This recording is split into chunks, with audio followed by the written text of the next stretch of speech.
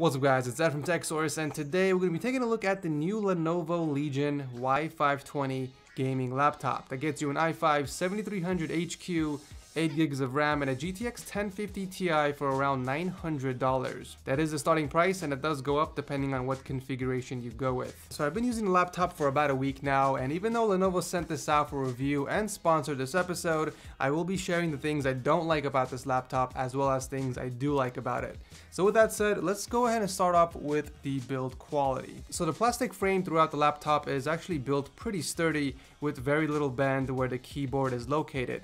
The display, however, does have a little bit of flex, which is to be expected on most laptops, but nothing too flimsy. One thing I noticed immediately is that the coating on the laptop attracts fingerprints, and it also gets scratched easily. As you can see, the laptop has a few scratches on it already from carrying it around in my backpack. The hinge is built really well. You can open the laptop with one hand very easily, and the overall size and weight of the laptop is perfect for being mobile.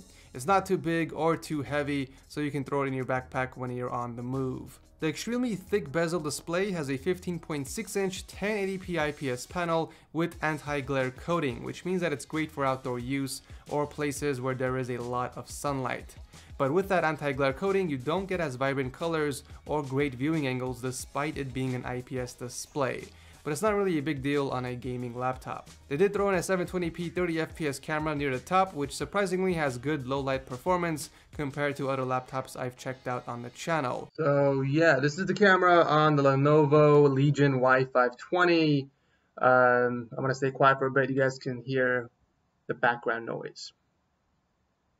The keyboard, however, is built very well. There's this crimson red accent around each key, as well as the trackpad. The keys itself are backlit, which is great for gaming at night, and provide 1.7mm of key travel, which is satisfying to type on, and provides great feedback.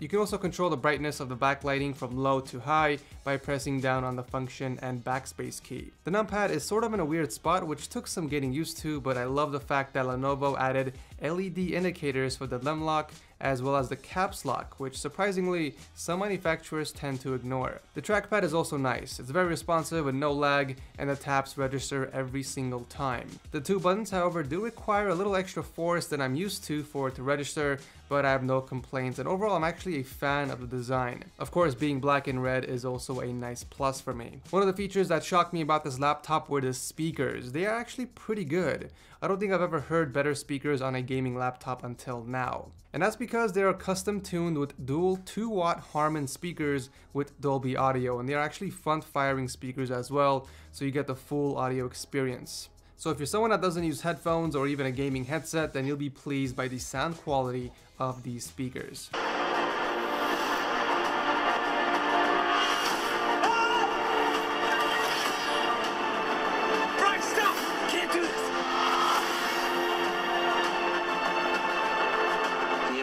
Destruction of everything we know and love begins.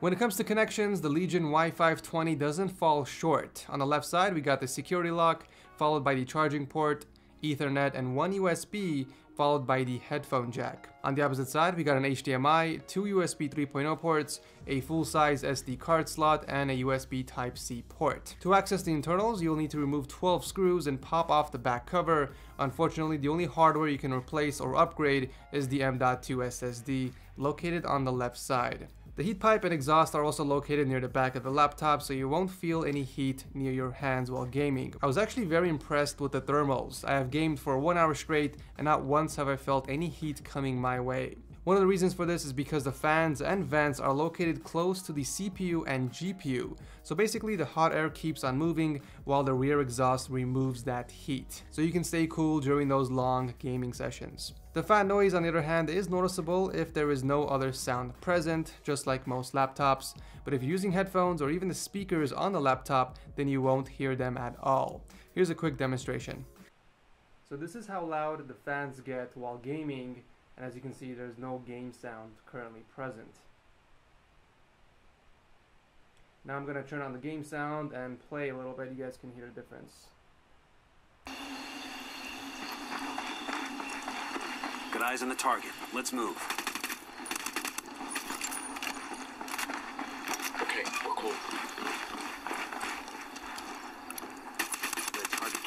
machine guns. The laptop does come with a 256GB PCIe SSD, and this thing is wicked fast. It literally takes around 7 seconds to boot up.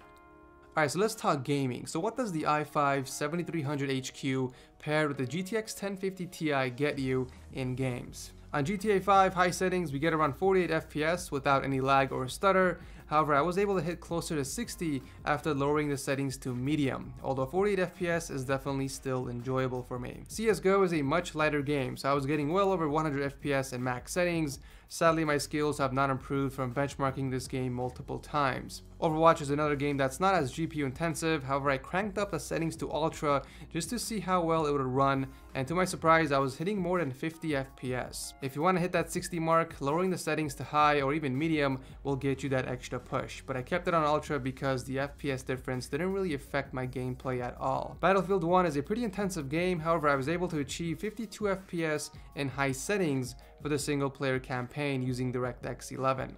And finally, we got Tom Clancy's Ghost Recon Wildlands, which is the most GPU intensive game in this list, and because of that I had to lower the settings to medium in order to achieve 44 FPS. Overall, I was pretty happy with the gaming performance it delivered for a gaming laptop that costs under $1,000. All the games I tested were playable in 1080p, and this would be the perfect laptop on the go for anyone.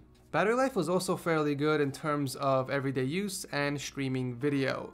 So I tested a laptop at 100% battery life for gaming and also streaming video, and here are my findings. Streaming non-stop video will get you approximately 4 hours and 12 minutes until it dies from 100% full charge. This was tested under a balanced power plan with 75% brightness. Gaming, however, was a different story. So after gaming for 60 minutes on the dot, the battery percentage dropped from 100% all the way down to 9%.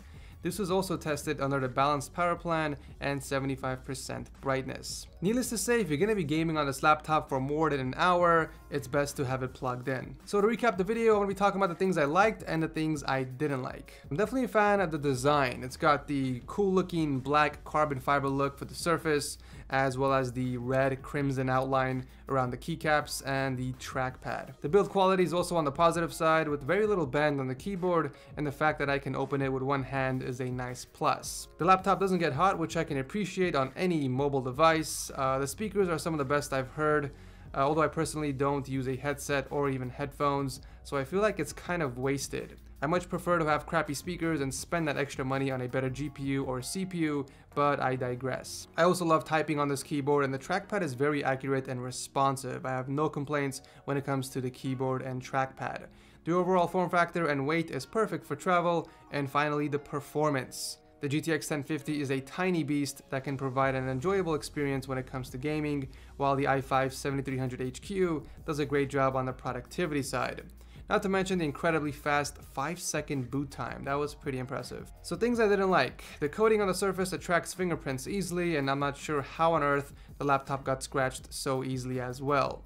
The display has thick bezels, and the battery life is subpar when it comes to gaming on balanced mode. And finally, there is pretty much no upgradability. What you buy is what you get. The storage is the only part that is easily accessible and replaceable. So there are more positives than negatives when it comes to the Lenovo Legion Y520 gaming laptop. Around $900, you guys get a solid built gaming laptop with great performance. Now, if you're looking for something a little beefier, you can upgrade the GPU to the GTX 1060 for around $75 more, and this will get you 60 FPS across most titles in high settings, so you don't have to compromise the quality of the game.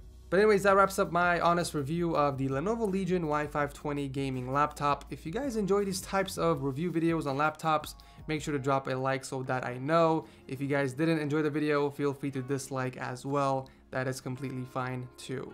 I'll drop a link to the laptop below if you guys want to check it out. A huge thanks to Lenovo for sending this in and sponsoring this video. Thank you so much for watching, and I'll see you in the next one.